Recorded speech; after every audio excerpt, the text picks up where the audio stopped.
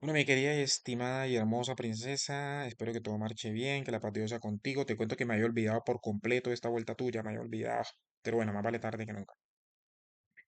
Entonces, bueno, usted me pidió que le apoyara ahí con el tema de los resultados de los paraclínicos, ¿cierto? Los resultados de los paraclínicos de esta guía que usted tiene aquí. Pero voy a primero hablarle de esta cosita de la presión arterial, de esta clasificación de la presión arterial que utilizan acá, pues para que usted tenga una cierta, pues, claridad. ¿Listo? Que esto es importante. Entonces no tuve tiempo para hacer diapositiva. Aquí hice una cosa aquí, pues, como para explicarle esto, pero pues porque estamos cortos de tiempo. Igual lo que usted necesita es la información. Listo, entonces, bueno, usted debe entender que actualmente hay tres clasificaciones de hipertensión, o sea, de la presión arterial, pues, tres clasificaciones, de lo que es la presión normal y lo que es hipertensión. La clasificación más usada, la más famosa en esta parte del mundo, en esta parte, nuestra parte del mundo, la más famosa, es la del séptimo comité. Esta sigla que está aquí, JNC, significa Comité Nacional Conjunto, que es una organización pues, de Estados Unidos que fue creada, digamos, por los Institutos Nacionales de Salud y que se encargan de estar sacando unos informes periódicos, pues unos informes cada tanto sobre pues el tema de la hipertensión arterial, del manejo, no sé qué, la clasificación y demás. Entonces, digamos, cada informe entonces uno dice el primer comité, el segundo comité, el tercer comité. ¿Listo? Entonces de esos informes, el más famoso es este, que es el séptimo comité, que es el del 2003. ¿Listo? Este es el más famoso y esta clasificación es la que se ha usado acá en nuestra parte del mundo, se ha usado pues como referente. ¿Listo? Entonces, ¿qué nos dice esta clasificación? Esta clasificación nos dice que la presión normal es por debajo de 120/80, que entre 120 y 139 la sistólica y 80/89 la diastólica es prehipertensión, y la hipertensión la consideran a partir de 140/90, que es lo clásico, digamos lo que uno le enseña en la universidad, lo que uno tiene en la mente, lo que uno ya por inercia, si un paciente tiene más de 140/90, usted ya dice que es hipertenso, y si tiene por debajo de 140/90, usted dice que está normal. ¿Listo? Aunque usted ya pues se aprende, digamos, estos valores ahí, que es prehipertensión, que es normal y tal. Listo, bueno, y lo clasifican en hipertensión grado 1 y grado 2 dependiendo de esos valores. ¿Qué pasa? Que hay otra clasificación, que es la clasificación de la clasificación europea, ¿sí? Las guías europeas, que es la clasificación que es establecida por estas dos sociedades, que esta es la Sociedad de Cardiología y esta es la Sociedad de Hipertensión, la Sociedad Europea, ¿no? Sociedad Europea de Cardiología, Sociedad Europea de Hipertensión. ¿Listo? Entonces mire que ellos ya la subdividen más. Acá tenemos una, dos, tres, cuatro categorías. Acá tenemos una, dos, tres, cuatro, cinco, seis. Y le meten hipertensión sistólica aislada. Que bien. ¿Listo? Entonces, ¿qué es lo que pasa aquí? Aquí digamos, usted, pues si quiere, aprende que esta clasificación es la que le están colocando a usted allá en la primera diapositiva. Que allá le dicen que es la clasificación del sexto comité y de la sociedad británica. ¿Listo? Pero entonces esa es la clasificación que usa la sociedad europea, la sociedad europea, pues mejor dicho. Entonces, ¿qué pasa? Que si usted mira, acá lo que llamamos acá normal, acá lo llaman óptimo, que es bien, pero lo que llaman acá prehipertensión, acá lo subdividen en dos, en normal y normal alta. Y la hipertensión la consideran también a partir de 140/90, que es lo que quiero resaltarle, ¿ya? Entonces, tanto en la clasificación del séptimo comité, yo sé que esto es harto, ¿no? Es harto uno, ese tema de clasificación y vainas, pero es porque quiero que entienda una cosita, que tenga claro una cosita, porque se puede encontrar usted en su, digamos, allá donde usted está trabajando ahorita, pues toman esta de las sociedades europeas, pero usted puede llegar a otro sitio donde se encuentra que choca porque toman otra que le voy a mostrar ahorita, que es la que se está usando más ahora. ¿Listo? Entonces mire que estas dos toman hipertensión por encima de 140/90. Pero ¿qué pasa? Que en 2017, o sea, antes de esta nueva revisión, de esta revisión de las sociedades europeas, un año antes, la AJA, que es la Asociación Americana del Corazón, y la ACC, que es la, digamos, Asociación de Cardiología, el Colegio de Cardiología, el Colegio Americano pues, de Cardiología, sacaron esta clasificación. ¿Qué pasa con esta clasificación? Que esta clasificación si nos hace un cambio brusco.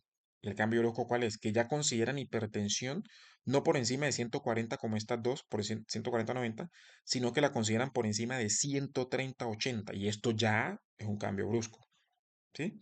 Aunque normalmente eso pasa, ¿no? Eso pasó con la glicemia, también pasó eso. Antes se consideraron unos valores y después se fueron bajando. ¿Listo? Eso pasa.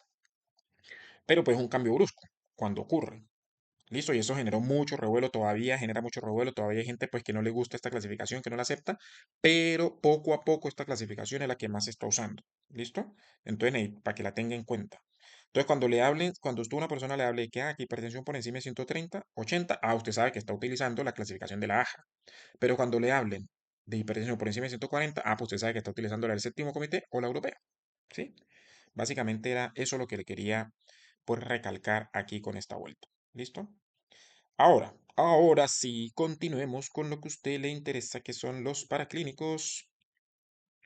Los paraclínicos, paraclínicos, paraclínicos, paraclínicos. Entonces mire que aquí le empiezan con esta vuelta de aquí, aquí. Entonces le dicen, bueno, diagnóstico de dislipidemia, la alteración pues en los lípidos. Entonces le dicen que para el diagnóstico de dislipidemia usted tiene que pedir estas vueltas. Dos lípidos estamos pidiendo aquí, el colesterol y los triglicéridos, ¿cierto? Colesterol y triglicéridos. ¿Por qué medimos eso? Pues porque usted sabe que esos colesterol y triglicéridos cuando están aumentados, aumenta el riesgo cardiovascular, o sea, el riesgo de enfermar o morir por un problema cardiovascular. ¿Listo? Entonces vamos a ver los valores normales de esa vuelta. Entonces aquí le puse esta, que es de la revista, una revista de nefrología, que está muy buena, así digamos se utiliza en la mayor parte del mundo, esta clasificación.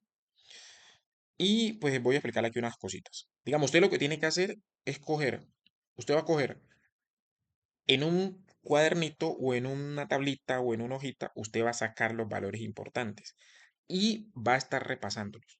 Porque hay unos valores que uno no es necesario, no es tan importante aprendérselos, pero hay otros que sí hay que aprendérselos. ¿Listo?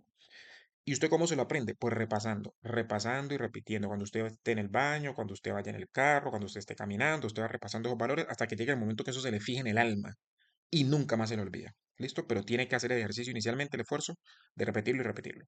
Entonces, ¿qué valores se va a aprender usted de aquí? Vamos a aprender estos cuatro valores. Primero, usted sabe que el colesterol, pues el colesterol, digamos que es una molécula, pues increíblemente importante porque tiene muchas funciones, sirve para la síntesis de hormonas, usted sabe las hormonas que llamamos esteroideas, pues estrógeno, progesterona, testosterona, todo eso, hasta la vitamina D también sirve para regular la fluidez de las membranas. Bueno, el colesterol tiene funciones importantes, ¿listo? Pero cuando aumenta mucho, pues tenemos el problemita que los tejidos no lo reciben, ¿listo? Y se acumula en las arterias. Se puede acumular en la arteria, entonces tapona las arterias, entonces causa los problemas que decimos. Ahora, ¿qué pasa? Que tanto el colesterol como los triglicéridos se mueven en unas lipoproteínas, ¿listo? En el caso del colesterol, esas lipoproteínas, hay unas lipoproteínas que son las que lo lleva a los tejidos. Lipoproteína es porque tiene lípidos y tiene proteínas, ¿no? Entonces, hay unas lipoproteínas que son las que lo llevan a los tejidos, que son la LDL, que significa lipoproteína de baja densidad.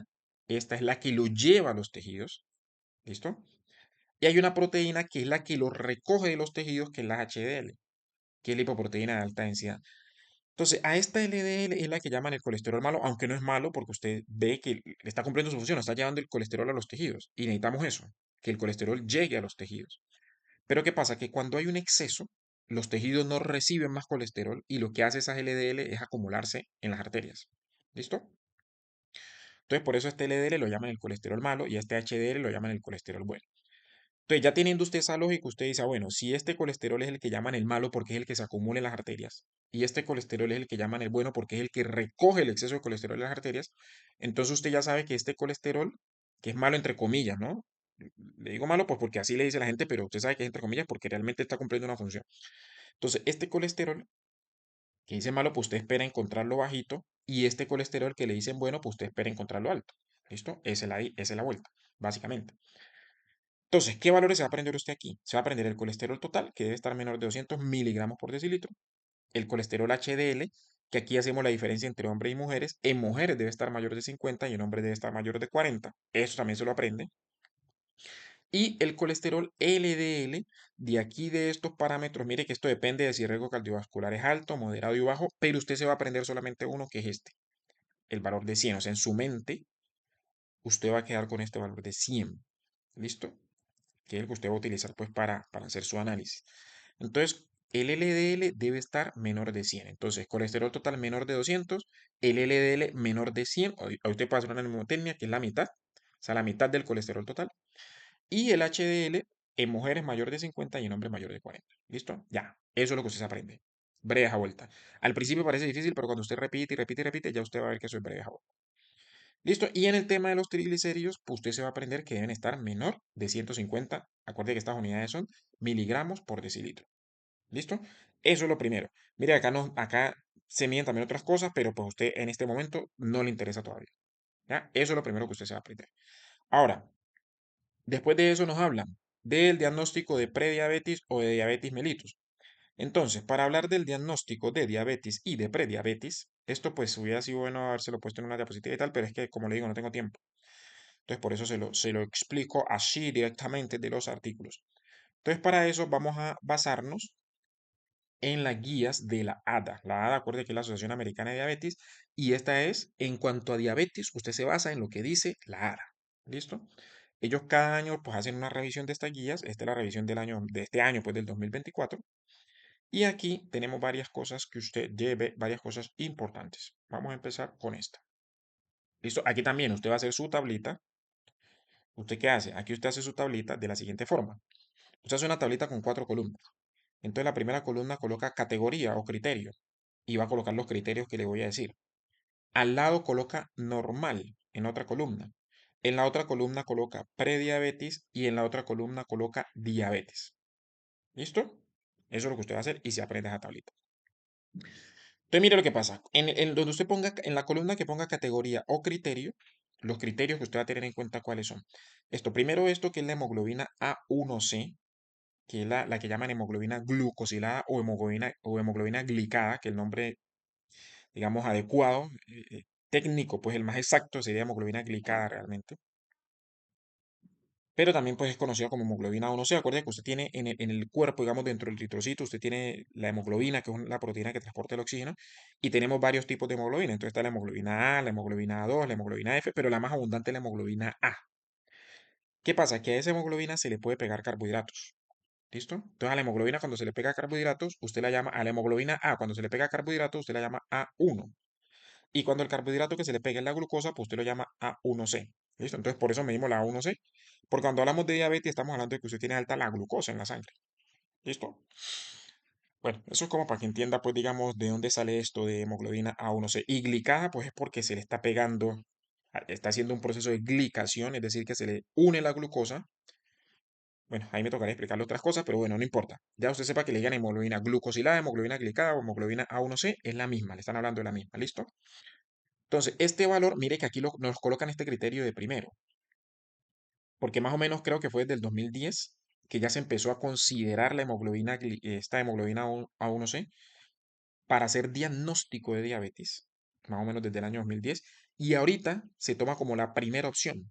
¿Por qué? Por la estandarización. Bueno, eso tiene una explicación que a usted ahorita en este momento pues tampoco le interesa, para no enredarla tanto. Lo que a usted le importa es saber el valor. Entonces el valor, mire que aquí nos lo dan en porcentaje. Entonces en la tablita que usted va a hacer, cuando usted coloque hemoglobina glicada, usted coloca hemoglobina A1C, en su primera columna va a colocar valor normal. Entonces el valor normal, ¿cuál va a ser? Menor de 5,7. ¿Ya? Entonces menor de 5,7. En la segunda columna usted va a colocar prediabetes. Entonces en prediabetes, aquí estamos hablando de, obviamente, de individuos no embarazados, o sea, mujeres no embarazadas y hombres, obviamente. Entonces, en la columna de prediabetes usted va a colocar de 5,7 a 6,4. Es decir, si está en 5,8, 5,9, 6 y así, usted dice que el paciente tiene prediabetes. ¿Listo? Bueno, y ahora baja a su segunda fila. En la segunda fila, ¿qué va a colocar? Glicemia en ayunas. Va a colocar glicemia en ayunas. Entonces, cuando hablamos de ayunas, estamos hablando de que el paciente no ha comido, o sea, no ha tenido una ingesta calórica mínimo por 8 horas, ¿no? Listo. Entonces, esa glicemia en ayunas, usted va a colocar también en su primera columna valor normal. Entonces, ¿cuál es el valor normal? Menor de 100. ¿De 100 qué? Miligramos por decilitro. Vea que acá en porcentaje, acá es en miligramos por decilitro. Listo. Menor de 100 es el valor normal. En la segunda columna usted va a colocar prediabetes. Entonces, cuando usted dice, de acuerdo a esta glicemia en ayunas, cuando usted dice que el paciente tiene prediabetes, cuando la glicemia le salga entre 100 y 125. Es decir, si le sale 100 o le sale 125, usted habla de, o lo que está en el medio, pues 101, 110, 115, todo eso. Entonces usted habla de prediabetes. ¿Listo? Y también la otra forma de hacer el diagnóstico de diabetes, el otro criterio, no es que tenga que tener los tres, ¿no? Es cualquiera de los tres. El otro criterio es con una prueba de tolerancia a la glucosa, que usted ya sabe que la prueba de tolerancia a la glucosa es simplemente que le damos, bueno, el paciente llega, le tomamos primero la glicemia en ayunas y luego le damos una carga de 75 gramos de glucosa en agua. Entonces se la toma y 2 horas después se le mide la glicemia. ¿Listo? Entonces, ¿cuál es el valor normal? Entonces en su columna usted coloca valor normal menor de 140. ¿Listo? Prediabetes de 140 a 199. Entonces ya aquí, sin mostrarle yo la otra tabla que le voy a mostrar, ya aquí usted sabe cuándo hablamos de diabetes. Entonces, si usted va a hacer el diagnóstico con la hemoglobina glicosilada, entonces sería mayor o igual a 6,5. O sea, por encima de 6,4. Todo lo que esté por encima de 6,4, diagnóstico de diabetes. En el caso de la glicemia en ayunas, todo lo que esté por encima de 125, es decir, 126, 127, 126 para allá, sería diagnóstico de diabetes. Y en el caso de la prueba de tolerancia oral, pues sería todo lo que esté por encima de 199, es decir, 200, 201, de ahí para allá. Entonces, eso sería diagnóstico de diabetes. ¿Listo? Entonces, valor normal, prediabetes y diabetes. Eso es lo que usted se va a aprender, que es acá donde está la otra tablita y le voy a mostrar esta tablita porque aquí le tiene que agregar otra cosita. Listo, mira, acá le colocan los criterios. Hemoglobina 1C mayor o igual a 6,5. Acuérdense que allá prediabetes decíamos hasta 6,4. La glicemia en ayunas mayor o igual a 126. Acuérdense que allá hablamos hasta 125.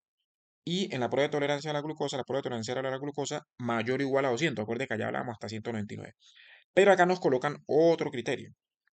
Es decir, que un paciente, acuérdate que mire que aquí estamos midiendo la glicemia en ayunas o 2 horas después de una carga de glucosa.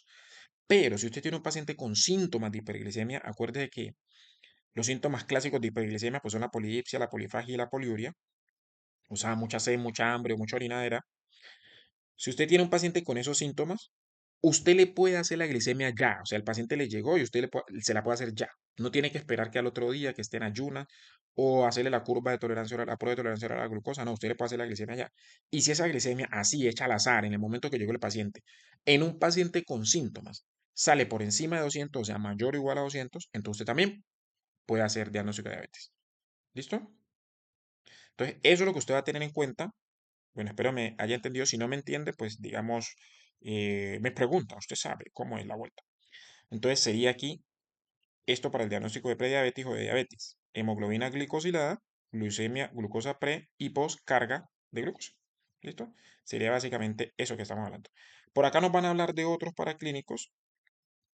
Por acá nos hablan de otros, nos van a hablar de otros paraclínicos. Bueno, del uroanálisis, de la albuminura, de la creatinina. Voy a irle mostrando aquí los valores normales de estos. Entonces tenemos aquí las pruebas de función renal. Entonces la creatinina. Usted sabe que la creatinina, ¿qué es la creatinina? La creatinina es un producto de degradación, es un producto de desecho. ¿Listo? Es un producto de desecho ¿de qué? De una molécula que se encuentra en el músculo que se llama creatina. Entonces la creatina, cuando se degrada, se convierte en creatinina. Esa creatinina cae a la sangre y se excreta por el riñón. Se excreta por el riñón, no se produce en el riñón, se bota por el riñón. ¿Listo? El riñón la saca de la sangre y la bota por la orina. ¿Ya? Entonces, ¿qué pasa? Si el riñón no está funcionando bien, pues no va a sacar la creatinina de la sangre, es decir, no va a filtrar para botarla por la orina y esa creatinina se nos empieza a acumular en la sangre. Entonces, por eso, cuando la creatinina en la sangre aumenta, entonces eso nos indica que el riñón no está funcionando bien porque significa que no está filtrando bien la sangre. ¿Listo? Esa es más o menos la lógica con la creatinina. Entonces la creatinina, los valores normales que usted puede aprender esto también varía pues dependiendo del laboratorio y tal, y también varía dependiendo del paciente, de la masa muscular, porque como le estoy diciendo que es de una molécula que está en el músculo, entonces entre más masa muscular usted tenga, pues más creatinina puede producir. ¿Listo? Pero digamos que estos valores que están aquí, se los puede aprender, que esto están bien. Pero eso depende también mucho del laboratorio, ¿listo? Pero estos valores están medianamente bien. Ahora, otra parámetro que uno utiliza para evaluar la función renal. Aquí ponen urea, pero realmente, y aquí ponen este valor en adultos, pero realmente este valor no es de la urea, sino que es del BUN. BUN es una sigla que significa nitrógeno ureico en sangre. ¿Qué es el BUN? El BUN es simplemente, acuérdense que la urea es una molécula que se produce por la degradación de las proteínas, de los aminoácidos, pues, se degradan, se convierten en urea, y también se excretan por el riñón. Entonces, la misma lógica. Si la urea se aumenta, ¿qué significa? Pues que el riñón no la está filtrando, no la está botando por la orina. ¿Listo? Pero ¿qué pasa? Que esta urea tiene carbono, tiene hidrógeno, tiene oxígeno y tiene nitrógeno. ¿Listo? El BUN lo que hace es medir solamente el nitrógeno. El BUN solamente te mide el nitrógeno. Cuando usted habla de urea, pues está midiendo toda la urea, toda la molécula. Pero el BUN es solamente el nitrógeno que se encuentra en la urea. Por eso se llama nitrógeno ureico en sangre. ¿Listo? O sea que siempre el BUN va a ser menor. Si es como un 40, el BUN es como un 46% de lo que es la urea. ¿Listo? Entonces, por eso digo que esto aquí, este parámetro que usan aquí no es el de la urea, sino el del BUN, porque la urea normalmente el valor máximo es hasta 50, 40 y pico, por allá 60, bueno, dependiendo del laboratorio. ¿Listo? Pero el Boone, usted sabe que lo máximo es hasta 20. Es un valor que usted se aprende. Boone hasta 20 miligramos por decilitro. Listo, en adulto. Y el otro parámetro que es el ácido úrico, pero el ácido úrico se utiliza más, es un producto de la degradación pues, de las purinas, de las bases nitrogenadas, pero el ácido úrico se utiliza más para hacer el diagnóstico de gota. ¿Listo? Diagnóstico de gota. Que es la enfermedad, bueno, usted ya sabe qué es la gota. Entonces, mire que todo esto nos daría para una clase, cada cosita sería para una clase específica. Habría mucho que hablar, pero como usted lo que necesita son los valores, pues por eso yo le doy los valores y le explico, pues para que tenga más o menos idea de qué es lo que estamos hablando. ¿Listo? Entonces se puede aprender también estos valores. Se puede aprender estos valores también. Listo, bueno, eso en cuanto a las pruebas de función, digamos renal. ¿Listo? Aunque faltan otras cositas. Falta lo de la tasa de filtración, falta la albuminuria, que eso, digamos, se lo voy a explicar. Se lo voy a explicar después. Listo, bueno, tenemos acá otra cosibiris, que también la menciona pues en las diapositivas, que son los electrolitos, ¿ya? Entre los electrolitos que hablan ahí nos hablan de dos, que es del sodio y del potasio, que son pues lo importantísimo, que usted también mide calcio, usted puede medir cloro, bueno, usted mide otras cosas, pero digamos ahí nos hablan del sodio y el potasio, entonces por ahora apréndase esos dos. Ya, entonces, ¿cuáles son los valores normales? Los valores normales del sodio es de 135 a 145. 135 a 145. Decir que si usted tiene sodio por encima de 145, pues estaría alto. Y si tiene el sodio por debajo de 135, estaría bajo. Cuando el sodio está alto, usted habla de hipernatremia. Y cuando el sodio está bajo, usted habla de hiponatremia. ¿Listo?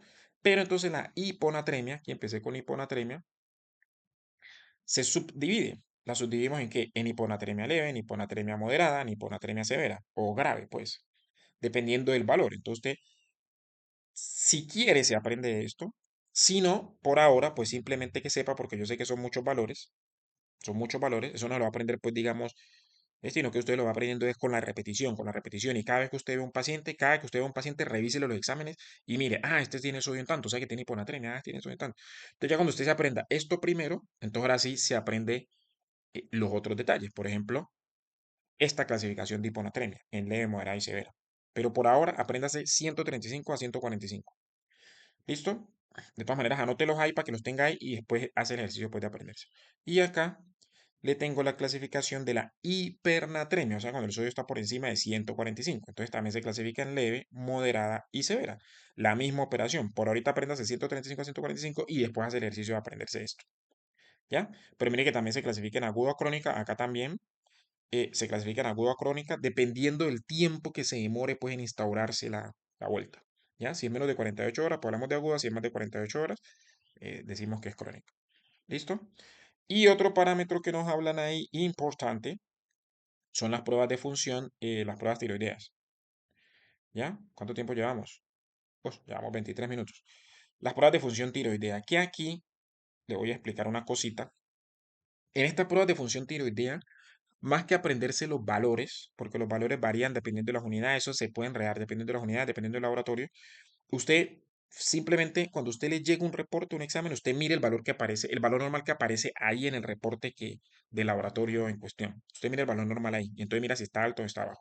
Más que saberse el valor normal, usted debe saber es cómo entenderlo, cómo entender esa vuelta. Entonces, por eso le voy a hacer, por eso aquí sí, pues se le explico un poquitico más de la fisiología, porque aquí sí necesito que me entienda una vueltica con este tema de las pruebas tiroideas. Bueno, entonces usted sabe que nosotros tenemos un sistema endocrino. El sistema endocrino tiene un rey, un jefe, un patrón que es el hipotálamo, que es el que coordina pues gran parte casi todo el sistema endocrino prácticamente. Y debajo del hipotálamo tenemos a la hipófisis y debajo de la hipófisis pues tenemos unos órganos efectores, ¿cierto? Por eso hablamos del eje hipotálamo, siempre hablamos del eje hipotálamo, hipófisis y órgano pues el órgano sistémico sobre el que va a actuar este eje. ¿Listo? Entonces, ¿cómo funciona esto? El hipotálamo produce una sustancia. Esa sustancia es una hormona.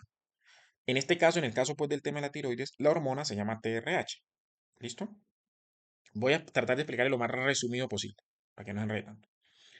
Luego, aunque esto pues ya lo estudiamos cuando se estaba pues por allá en fisiología y todo eso. Luego tenemos la hipófisis, que esta TRH, el hipotálamo la libera, esta va a la hipófisis y estimula la hipófisis para que la hipófisis produzca otra hormona, que es la TSH. ¿Listo? Que es la que usted va a medir. Esta es importante porque usted la va a medir. Y luego esa TSH va a la tiroides y le dice a la tiroides, bueno, señorita, necesito que empiece a producir sus hormonas. ¿Cuáles son sus hormonas? Pues la T3 y la T4. ¿Listo? Y estas hormonas, por las hormonas tiroideas, pues se van a producir sus efectos en el resto del cuerpo. ¿Qué es el efecto? Pues aumentar el metabolismo.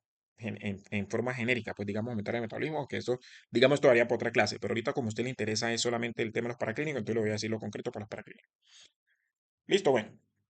Ahora, ¿qué pasa? Que cuando esta tiroides produce muchas hormonas T3 y T4, aquí hay una cosa también entre la T3 y la T4, pero no se la voy a explicar para no enredarla tampoco mucho. Pero digamos, cuando se producen muchas hormonas, muchas de estas hormonas, entonces, ¿qué pasa? Estas hormonas van a la hipófisis y al hipotálamo y le dicen, vea, ya no produzcan más, o sea, ya no estimulen más a la tiroides porque ya tenemos suficiente T3 y T4. Esto se llama retroalimentación, el feedback, que dicen, el feedback negativo. Entonces, cuando hay mucha T3 y T4, se inhibe la producción de TRH y la producción de TSH. ¿Para qué? Para disminuir la estimulación sobre la tiroides, para que la tiroides no produzca más T3 y T4 porque ya hay mucha. Y pasa lo contrario, cuando hay poca T3 y T4, ocurre lo contrario. Pues el hipotálamo y la hipófisis entienden que hay poca T3 y T4, entonces que por ende necesitamos estimular más la tiroides. Entonces producen más TRH y más TSH. ¿Listo? Esa es la lógica que usted tiene que entender. Esa retroalimentación. ¿Por qué? Porque usted a su paciente le va a pedir inicialmente TSH. ¿Listo? Le va a pedir TSH y también le va a pedir T4. ¿Listo? Entonces, ¿qué pasa? Que si usted tiene aquí, vamos a ver si esto lo puedo. ¿Cómo me aparece esta vaina aquí? Ay, ¿cómo hago porque me aparezca eso? Si usted tiene aquí, digamos, usted va a tener aquí dos problemas. El problema es el hipertiroidismo y el hipotiroidismo. ¿Qué es hipertiroidismo? Pues que la tiroide está funcionando mucho. Así como decíamos hipernatremia, el sodio está muy alto, acá también. Hipertiroidismo es que la tiroide está alta, digámoslo así. Hipotiroidismo, ¿qué es? Pues lo contrario, que la tiroide está funcionando menos de lo que debería funcionar. ¿Listo? No. Entonces, puede pasar que un paciente tenga su hormona TSH, o sea, que un paciente esté produciendo más TSH de lo normal, o sea, que tenga un problema acá arriba, bien sea acá en el hipotálamo o en la hipófisis, y eso haga que produzca más TSH de lo normal. Si un paciente produce más TSH de lo normal, o sea, el problema está acá arriba, ¿qué ocurre? Pues esa TSH va a ir a la tiroides y va a hacer que la tiroides produzca pues más hormonas de lo normal, ¿cierto? Entonces la T4 se va a aumentar, entonces usted va a tener más T4. ¿Listo? Más TSH va a llevar a que se produzca más T4. Esto aquí tiene muchas aristas, pero digamos en general, para que usted entienda la esencia, porque aquí hay mucho detalle que habría que hablar. Entonces, si hay mucho T4, ¿qué significa? Pues que la tiroides va a estar funcionando mucho más, o sea que el paciente va a tener un hipertiroidismo. Pero es un hipertiroidismo no causado por un problema en la tiroides, sino que es un hipertiroidismo causado por un problema acá arriba. Entonces, a ese tipo de hipertiroidismo es lo que usted llama hipertiroidismo secundario, porque no es aquí en la tiroides, sino que es acá arriba. ¿Listo? Ahora puede pasar lo contrario. Puede pasar que el paciente tenga un problema acá arriba, pero ese problema que tiene allá arriba no hace que se produzca más TSH, sino que hace que se produzca menos TSH. Entonces, cuando se produce menos TSH, ¿qué va a pasar? Pues va a haber menos estimulación sobre la tiroides y al haber menos estimulación sobre la tiroides, pues se va a producir menos T3 y T4, es decir, que la tiroides estaría funcionando menos, o sea que el paciente tendría un hipotiroidismo. Hipotiroidismo. ¿Sí ven? Pero lo mismo, es un hipotiroidismo producido por un problema acá arriba, o sea que es un hipotiroidismo secundario porque el problema no es aquí en la tiroides, sino que es acá arriba, entonces es secundario. Usted ya sabe pues que, usted ya sabe pues que el hipertiroidismo, si estamos hablando de hipertiroidismo, pues el paciente va a tener el metabolismo acelerado, ¿no? O sea que usted va a ver el paciente que está taquicárdico, que está sudoroso, que está tembloroso, que está nervioso, que está bajo de peso, pues porque está consumiendo mucha energía. Y en el caso del hipotiroidismo, pues va a ver lo contrario, va a ver un paciente más lento, así como adormecido, como con pereza, como que camina despacio, como que el paciente tiene bradicardia, ¿sí? Y el paciente es gordo, o sea, es más gordo. ¿Por qué? Pues porque tienen el metabolismo más lento y por ende pues consumen menos de estas moléculas de glucosa y lípidos. Entonces por eso se acumulan y por eso es más gordo. Entonces en el hipotiroidismo el paciente es gordo y lento y en el hipertiroidismo el paciente es flaco y acelerado, digámoslo así. Listo, entonces aquí estamos hablando de un hipertiroidismo secundario y un hipotiroidismo secundario. Ahora, puede ser que el paciente tenga un hipertiroidismo, que me hizo el punterito, puede ser que el paciente tenga un hipertiroidismo, es decir, es decir, que la tiroides esté funcionando mucho, o sea, que tenga la T4 alta, pero no por un problema allá arriba, sino por un problema directamente en la tiroides. Entonces, cuando el paciente tiene la T4 elevada por un problema aquí en la tiroides, T4 elevada por un problema aquí en la tiroides, ¿qué pasa? Este mecanismo de retroalimentación, lo que ya le había dicho, usted tiene T4 elevada, como tiene la T4 elevada, le van a decir a la hipotálamo y a la hipófisis que produzca menos, o sea, que es como decirle al hipotálamo, ya hay mucha T4, entonces necesitamos que no estimule más a la tiroides. Pero eso no va a servir pues, porque hay un problema aquí en la tiroides, que es la que está haciendo que se produzca más T3 y T4. Pero el hipotálamo no entiende eso. El hipotálamo lo único que hace, entiende, el hipotálamo y la hipófisis lo que entiende que es, hay mucha T4, entonces yo debo producir menos TRH y menos TSH. Entonces, en ese caso, en el caso de que el problema sea aquí en la tiroides, pues lo que sucede es que la TSH, por ese mecanismo de retroalimentación que espero me haya entendido, la TSH disminuye. ¿Sí? O sea que el paciente tiene su hipertiroidismo, tiene la T4 elevada, pero la TSH no va a estar elevada, sino que va a estar bajita. ¿Sí? ¿Por qué esta TSH está bajita? ¿Por qué esta TSH está bajita? Pues sencillamente porque el problema está aquí en la tiroides, aquí, y el paciente, por el mecanismo de retroalimentación negativa, pues deja o disminuye la producción de TSH. ¿Listo? Ahora, lo mismo nos puede pasar acá en el caso del hipotiroidismo. Puede ser que usted tenga un hipotiroidismo por un problema ahí en la tiroides. ¿Listo? Ahí en la tiroides. Entonces usted tiene su T4 baja. ¿Listo? Y por ese mecanismo de retroalimentación, entonces el hipotálamo, ¿qué entiende? El hipotálamo dice, ah, bueno, tenemos muy poquita T4, entonces, ¿qué vamos a hacer? Vamos a producir más TSH. Entonces el hipotálamo empieza a aumentar la producción de TSH para tratar de estimular a la tiroides y que la tiroides produzca más T4. ¿Listo? Entonces aquí la TSH, en vez de estar baja, va a estar alta. ¿Por qué? Porque el hipotálamo y la hipófisis están tratando pues de compensar ese bajón de T4. ¿Listo? Entonces, a este hipertiroidismo que es producido por un problema aquí en la tiroides y a este hipotiroidismo que es producido por un problema aquí en la tiroides lo llamamos hipotiroidismo e hipertiroidismo primario. ¿Por qué es importante que usted entienda esto? Porque cuando usted ve los exámenes, mire que usted pide la TSH. La TSH puede estar bajita o alta o normal. Pero si la TSH está baja, si la TSH está baja, mire, usted puede tener TSH baja y ser hipotiroidismo o puede tener TSH baja y ser hipertiroidismo. Y lo mismo, puede tener TSH alta y ser hipotiroidismo o puede tener TSH alta y ser hipertiroidismo. Eso tiene que repasarlo, mentalizarlo, pensarlo, analizarlo, usted ir, unir, porque para que lo entienda bien. ¿Listo? Entonces, por eso, cuando usted le sale la TSH alta o baja, usted, ¿cuál sería el paso a seguir? Pues medir la T3 y la T4. Medir la T4, pues digamos, ahí hay una cosa que después le explico. Digamos, medir la T4. ¿Listo? Usted la mide, aunque usted, si usted tiene un paciente, digamos, usted tiene una TSH alta y usted tiene un paciente que está flaco y taquicárdico, pues usted no va a pensar que tiene hipotiroidismo.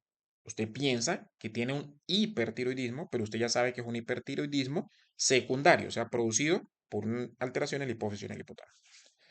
¿Listo? Bueno, esa es más o menos la vuelta, llevamos media hora, esa es más o menos la vuelta. Ahí me falta hablarle del uroanálisis y el hemograma, pero es que para eso sí necesito hacerle una presentación. Vaya aprendiéndose esto, ¿listo? Y de uroanálisis y hemograma, pues voy a hacerle un video ya específico, pues, de los dos, porque ya para explicarle más detalle, porque independiente del adulto, que es lo que usted está viendo ahorita, independiente de eso, el hemograma y el uroanálisis, pues, es increíblemente importante. Le pide casi que a todo el mundo, la gente pide esa vaina como, ¿sí? Casi que a todo el mundo por inercia le piden hemograma y uroanálisis. Entonces, eso voy a hacerle una cuestión especial, un video aparte. ¿Listo? Pero pues vaya aprendiéndose esto mientras tanto.